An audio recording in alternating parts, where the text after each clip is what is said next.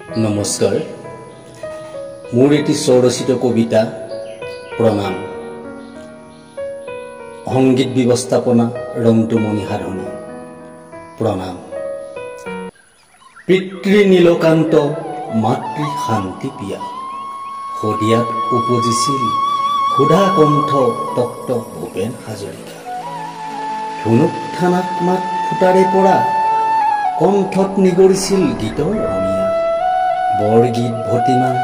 বনগীত জিকিৰ মাথো হুৰিয়া 5 বছৰ বয়সত কটন কলেজিয়েট স্কুলত গীতৰ সভাত গীত গাই কণ্ঠত মোহিত হৈ ৰখৰাজে কোলাত লৈ আশীৰ্বাদ দিলে গানত চুমা খাই ভৱিষ্যতে তুমি ডাঙৰ শিল্পী হবা ও বোপাই ভৱিষ্যতে তুমি ডাঙৰ শিল্পী হবা আখৰে আখৰে পৰিয়ালে লক্ষ্মীনাথৰ বাণী লুইতৰ পৰা মিছিচিপি লৈ সুধা কণ্ঠ আজি সবাৰে চিনাকি বিশ্ব ৰত্ন সুধা কণ্ঠ অসম ৰত্ন আৰু ভাৰত ৰত্ন কত কি যে বিশেষণ সহৰিৰে নোপোৱাৰ বেদনাত আজি হাজাৰ শ্ৰোতাৰ বিষাই হৃদয়খন তোমাৰ জন্মদিনত আই অসমীৰ কোলাত তোমাৰ শূন্যতাৰ বিষাদ সোঁৱৰণিত বুকু হম হম কৰে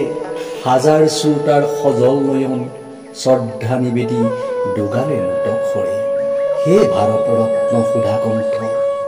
সহৰিৰে নহলেও বৰ্তমানত জোনবেলি থকালৈকে আকাশে কব বতাহে গাব যাযাবৰী জীৱনৰ গুণগান যাযাবৰী জীৱনৰ গুণগান যুগ যুগান্তৰলৈকে জিলিকি ৰব গুণমুগ্ধ শ্ৰোতাই মাথো কব প্ৰণাম প্ৰণাম